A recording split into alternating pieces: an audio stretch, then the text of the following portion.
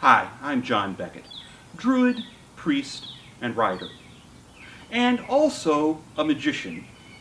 That would be the spellcasting kind of magician, not a stage illusionist. Our wider society has the idea, the image, perhaps even the archetype of the book of magic, a grimoire, a book of shadows, an ancient scroll. Whatever form it takes, if you can find a book of magic and follow its instructions, you can work wonders. I like books. And I was always a good student, whether the subject was math or science or magic. But I'm the kind of person who, once I read the instructions, I want to take the thing apart and see how it works. Can I tweak it to make it work better? Can I redesign it to make it easier to use? Can I take something I learned in this application and use it in that application? It's no wonder I became an engineer. I've been studying and practicing magic for 27 years. And in all that time, I've become something of a magpie. If I see something shiny, I pick it up and try it out. If it works, or if it looks like it might work if I studied it more deeply, I keep it. If it doesn't work, I throw it away. Over the years, I've found a lot of things that work. For some time now, people have been asking me to teach a class on magic. And my response was always that I don't have anything new to say about magic that hasn't already been said by somebody, from Scott Cunningham to the Greek magical papyri. But when I was teaching the last class, Building a New Myth, I realized that I have a somewhat unique approach to magic. I could teach my theories about magic and how it works, because when you understand the principles behind something, you're no longer dependent on someone else's instructions. You can use those principles to write your own instructions. And then there's the question of strategy. What to work magic for and how to structure large workings. There's a couple of people who are teaching magical strategy, but nobody who teaches it from the same perspective that I have. Over the years, I've developed an approach to magic that works. Not 100% of the time. Nothing does that. But it's worked often enough for long enough that when skeptics tell me there's no way magic could work, I have to laugh. Because I've seen it work over and over and over again. And so now I am happy to introduce the third online class from Under the Ancient Oaks. Operative Magic.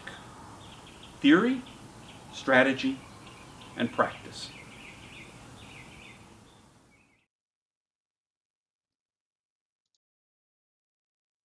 So what are our goals for this course? First and foremost, an understanding of how magic works. Um, the principles of magic that you can learn and then apply those principles to work magic however, for whatever you need. Now, some people say it's not right to call this a theory because a theory has a scientific meaning and it involves levels of proof that that magic doesn't have and never will have.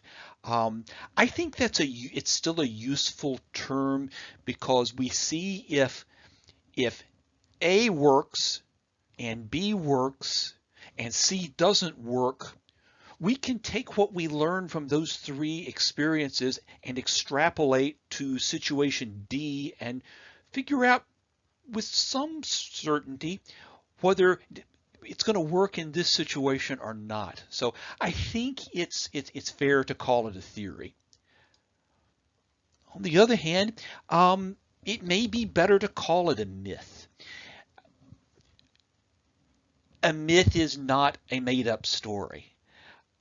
A myth is, to quote to use a quote of uncertain origins, a myth is about a story about things that never were and always are.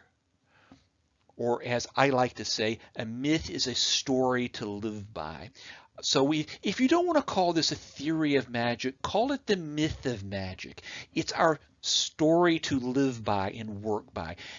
It provides a framework for understanding magic and then using magic. We want to survey a wide variety of magical techniques. I'm not going to go into great depth on any of them, but provide a large menu that you can choose from, and then go learn one or two or three that you can put into practice.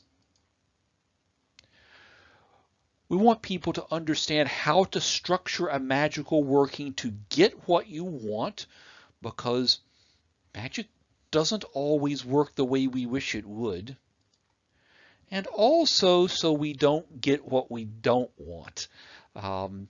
There are some traditions that say that humans were taught magic by trickster gods who wanted to give us something useful, but also wanted to find amusement in us slipping on the metaphysical banana peels. We want to learn how to avoid those banana peels. We want to learn how to proceed when you're not sure what you want, because there's times when you know you need something, you know you need to work magic for it, you're not exactly sure what you need to do. We want to learn how to get started until you do figure it out. And then finally, how to make effective magic a part of your life, not just something you do when you have some great need that can't be solved any other way, although that's certainly a valid approach. How to make magic a part of your life on a day-to-day and week-to-week basis. And then finally, what does it mean to go deeper into magic? That has some benefits. It has some, I won't call them downsides, but it certainly has some challenges that it brings. We want to understand what those are so we can make a conscious decision about how deep we want to go into it. This is operative magic. It's how to manifest results, or as I sometimes like to say, it's magic to get stuff done. This isn't Witchcraft 101, but it will help you learn to be a more effective witch, because you'll learn more about, again, about how magic works and how you can use it. It's not about pagan religion. I'm a druid and a priest, and religion kind of is my thing, but this isn't religion, but it has a religious foundation. All magic has a religious foundation, whether that's the ancient Egyptian religion, or if it is medieval Christianity, or modern paganism. This is modern pagan magic. It's built on a foundation of animism and polytheism. This isn't about self-development. There are magical traditions that are about making you a better person. That's not what this is about. But you will learn and grow, particularly if you do it right, but also if you don't do it right and have to learn some things the hard way. What makes this class different from the other classes you can take, from the other books you can buy? Well, it's not a spell book. We're going to walk through some workings, but it's not going to be a spell book. There's plenty of those out there already. You don't need another one. It's not just how to do magic. It's how to understand the nature of magic. Again, whether you want to consider it a theory or a myth, How do you understand the nature of magic so you can go off on your own when you need to? It's what to work magic for, when to work magic, and when not to work magic. Um, Sometimes magic is the right approach, and other times it isn't. And what to do when the magic doesn't work, because it doesn't work 100% of the time. Who should participate in this class? Who's this class intended for? People who want to use magic to make their lives better. And guess what? You get to define what better means yourself. So if that is bringing more money into your life, or getting out of a difficult situation, or deepening your relationship with various spiritual beings, you get to define what better is. But if you want to use magic to make your lives better, this course is for you. Again, it's for people who want more than a cookbook.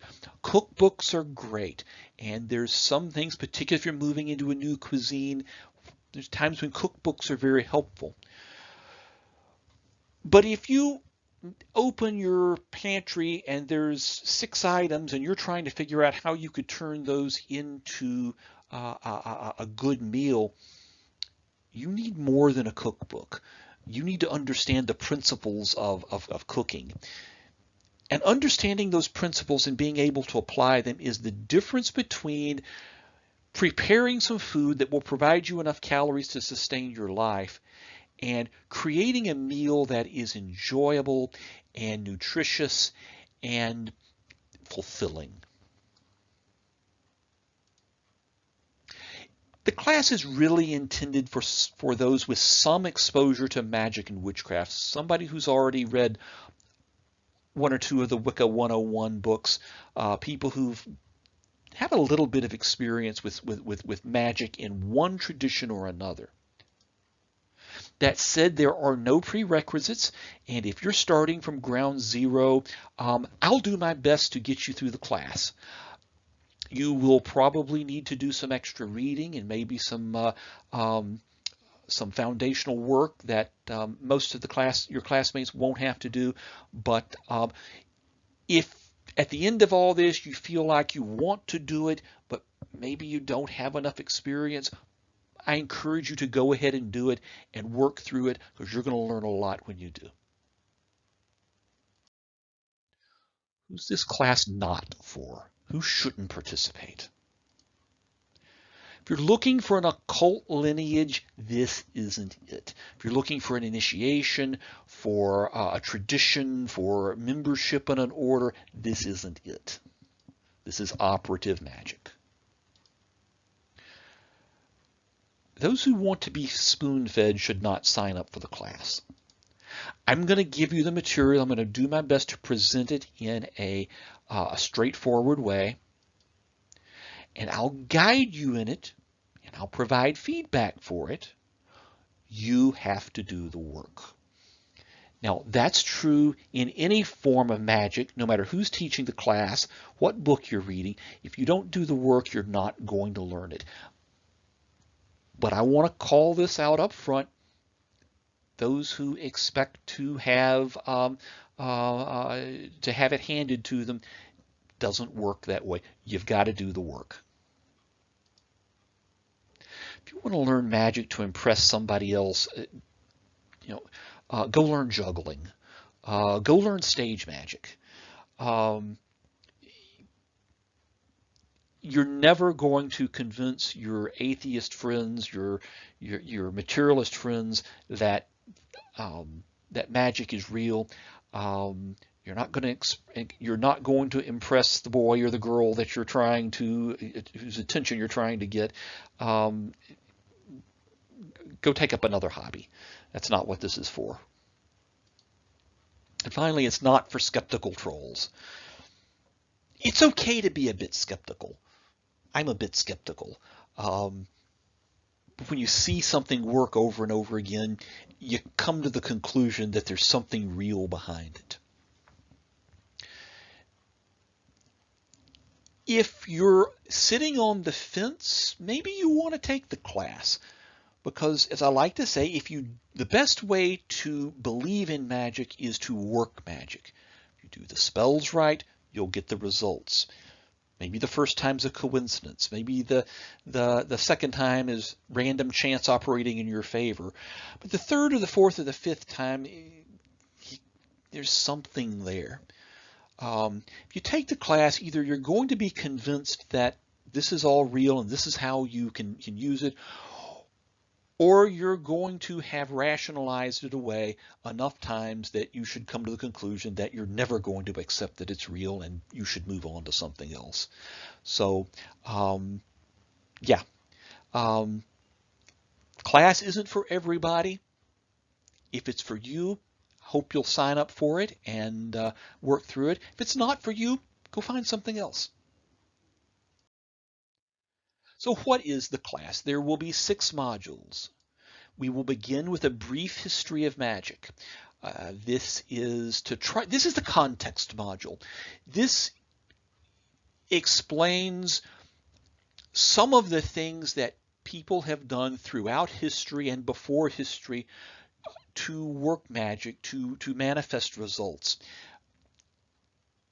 It's not just something that arose in the Middle Ages. It's certainly not something that arose in modern times. It's something that people have been doing as long as we've been human. We're going to go over that at a very high level to provide some context for what we're going to do. Then we get into the stuff that makes this class unique, the magical theory. How does magic work? How does it not work? What are some of the principles that we can learn that we can apply in different situations, even if there's no spell book for exactly what you want to do? We're going to do a survey of magical techniques. This will be, again, a high-level look at a lot of different ways to work magic. The kitchen witchery and the earth magic, sigil magic, energy work, spirit work. We're not going to go into any great depth in any of these, but this is to give you a menu of options that you can choose from, that you can then go in and start honing in on the 1 or 2 or 3 techniques you want to put into use. Magical tactics, writing effective spells. How do you construct a spell or a working or an operation so that you get what you want and you don't get what you don't want?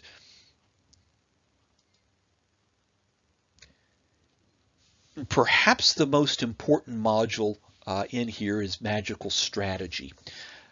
I'm an engineer. I do project management. If you've got a big project, you don't just start in working on it. You make a plan and you break it down into sections, and you have milestones that where you know if it's ready or not, and things you do, the prep work you have to do before you start doing the big work. We're going to cover that in some depth. Again, as I said in the video, there's a couple people who teach magical strategy, nobody who teaches it exactly in this context. And then the 6th module is a magical life. Putting this all together, not just how you work magic, but how you incorporate magic into your life on a regular basis, and then what it means to go more deeply into magic and go from somebody who does a spell once a year because you have a great need to somebody who's, again, who makes magic a regular part of your life. The course format. There will be weekly video lessons. The format is exactly like this introduction. There will be an opening video, then there will be the slides with the voiceover. There will be homework. If you like what you see in this introduction, you're going to like the class. If you say, this isn't what I want, well, then you're not going to like the class. I say weekly. The exact frequency may vary. With the first two classes, I hit all the regular weekly dates. I expect to again this time, but I don't guarantee it because these are not normal times, and I don't know what may come up. But I expect to do it weekly. It is on demand. You go watch the modules when you're ready. Once they come out, you go do them when you're ready. Some teachers like to teach live. The problem with that is if your schedule and my schedule don't line up, then you can't do the class. This way, you do the class when you're ready to do the class. Do it anytime during the week. Do the homework when you're ready. Turn it in or don't. And then the next week, the next class comes out. And if it's 6 months from now or 6 years from now, and you remember that there was something in a class that might be helpful to you now, and you want to go back and review it, it's still here. You come back. Once you've paid for the class, the videos are always available. There are no textbooks this time. There will be a bibliography. There's more than a few books that I think will be helpful, that have been helpful to me, that I'm referring to as I'm building this class. I will list those if you want to go back and read them. They aren't required reading, certainly things that I will recommend, and I'll provide a list of those as we go. There will be homework. It will start small and it will get bigger as we go.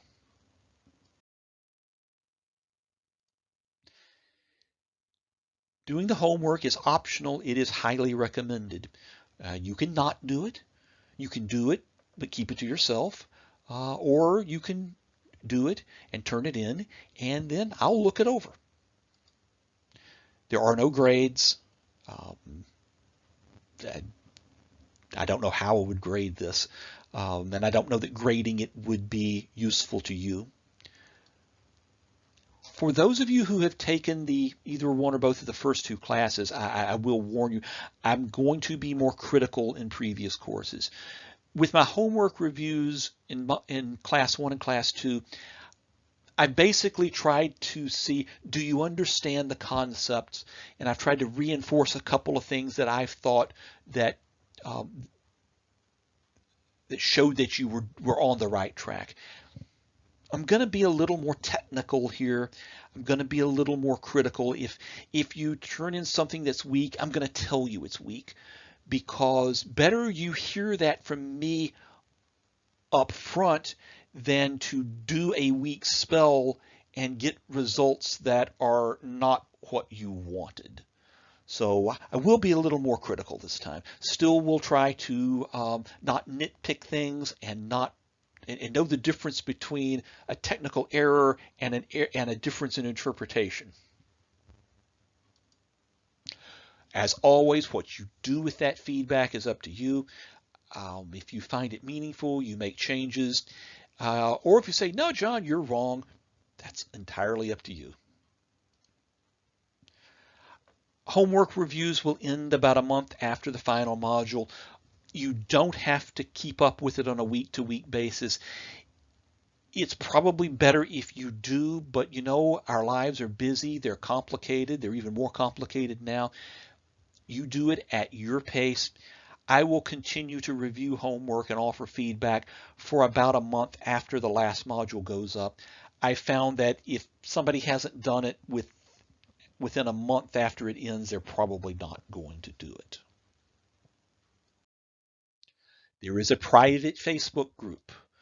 Facebook calls it a secret group, so only members can find the group and see what's in it and what they post. Once you sign up for it, if you are my Facebook friend, I will send you an invitation to join the group.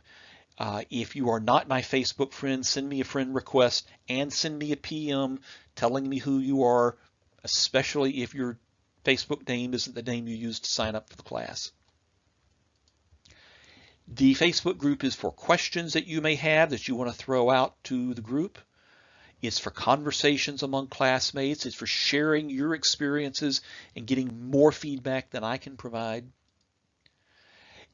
I do have one Facebook group for all under the Ancient Oaks class participants. So the people who took class 1 are there, the people who class 2 are there. So it's not just the people in this class. The Facebook group hasn't been as active as I would have preferred and some would have liked, but it's been useful for the people who have used it, and I encourage you to check it out. But it's completely voluntary. If you say, I don't like Facebook, I don't want to be a part of it, you don't have to. If you say, I'm on Facebook, but I don't really want to do this, that's fine too. If you want to be a part of it, contact me and we'll get you added to the group. If you have questions about the class, I will do my best to answer any questions you may have. Even after the homework review period expires, if you have a class related to this, a question related to this class, ask the question. I'll do my best to answer. Typically, particularly if it's a short question, that'll be an email response. I may answer in the Facebook group, or I may throw it out to the Facebook group and ask other people for their opinion too. If it's a particularly deep question, I may turn it into a blog post. You just never know. I don't do casual conversation. I hate online chat. I don't do online chat with my close friends. Don't send me Facebook Messenger things saying, hi, how are you? If you got a question, ask the question. If you want to chat, find somebody else. Don't send me stuff to read or especially to watch to ask me what I think. If you need spiritual counseling, I do that on a consulting basis. If you feel like you would find that helpful, contact me privately. I'll explain my rates and what I do and what I don't do. I'm a druid and a priest. I'm not a psychologist. But again, if you've got a question, even tangentially related to the class, ask the question and I'll do my best to answer. What does it cost? Same as the first 2 classes. It's $50 for the entire course. I prefer PayPal. So far, everybody has used PayPal. I can take a credit card, but I have to run it through PayPal, and that costs one or both of us more in fees, so let's just use PayPal. A limited number of scholarships are available. I know some of you are in difficult financial situations, and probably more of you are now than have been in the past. We want to make the class available to as many people as possible. The more paid registrations and sponsorships I can get, the more scholarships I can offer. And as I am recording this, I've already had a couple of people who have funded sponsorships. Basically, they've paid for somebody else to take the class. And each sponsorship fully funds one scholarship student, and it counts as a paid registration that determines how many scholarships I can fund. So if you're in a good financial situation, maybe you want to offer a sponsorship for somebody else. The deadline to apply for scholarships is May 30th. You don't have to provide a bunch of details. You just have to say, I need a scholarship. I'd like to apply. The schedule. May 18th, 2020. Module 0 is released, obviously, because you're watching it. Registration is now open. So I've told my newsletter readers some time ago that this class was coming, and I said, but don't try to register for it now because I'm not ready. Now I'm ready. Go ahead and start registering. And I'm now accepting scholarship applications. May 30, that's the deadline for scholarship applications. June 1, I will notify all the scholarship applicants Hopefully I'm able to fund everybody, but if I'm not, I'll let you know that also. Thursday, June 4th is when Module 1 becomes available, and the class starts, and it runs for 6 weeks. Again, assuming that it all goes to schedule, which it always has in the past, but if life intervenes and it runs longer, then it runs longer. Signing up is easy. You can use the contact form. If you've already got my email, if you've got it from the newsletter, from being a previous guest, just send me an email. It's easier for you and for me than using the contact form, but either way works. I'll send you a PayPal invoice. You pay the invoice, then I'll register you for the class. Expect a 24-hour turnaround.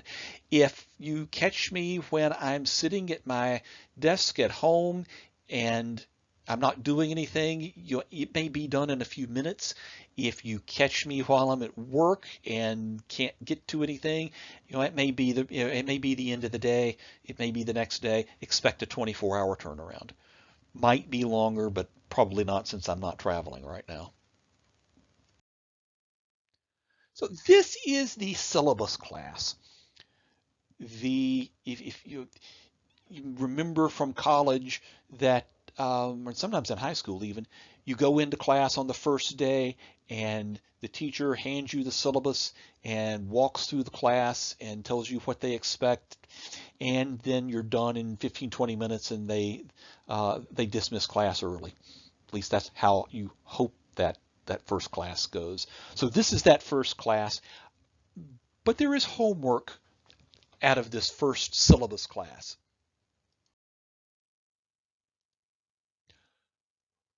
Look at one or more of your Wicca 101, Witchcraft 101 books.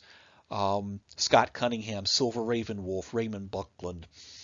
And after I wrote that, I realized that's a certain generation, that those names may not mean anything to some people. Perhaps for you, that's Christopher Pinzak or Jason Mankey or Thorne Mooney. Whoever it is, go back and pick up one of those basic Wicca or witchcraft books that you read, looked through, worked through whenever you did it. Review some of the spells in them. Which ones have you done? How well did they work? What didn't work so well? Most importantly, what did you learn? And if you read one or two or three of these books and you didn't try out the spells, why was that? Give that some thought too. If you don't have any 101 books, then I recommend 6 Ways by Aidan Wachter. There is a review on my Patheos blog. You can get it from Amazon. You can get it from the publisher. This is probably the best entry-level magic book for the type of magic that I do. I don't do everything the way Aidan does it. There's a few things he has that I don't agree with, but if there was going to be a textbook, this one would be it. So you don't have to run out and buy this book, but you may want it. And if you don't have any 101 books already, then I suggest you get this one. So that's the end of the introduction. The path of magic is not an easy one. There's a phrase in our mainstream society, well, I can't just wave a magic wand and make it happen. And whenever I hear somebody like that, I always want to just say, no, that's because magic doesn't work that way. It's a difficult path. You need to learn some principles. You need to learn some practices. You need to get some experience in what works and what doesn't work, and what works well for you and what just doesn't resonate with you. is not an easy path, but it's a fulfilling path. And this is how I understand magic. This is how I have worked magic for 27 years, and I'm excited to share this with you. I hope you find this interesting. I hope you'll sign up for the class, and I look forward to working with you in the days and weeks ahead.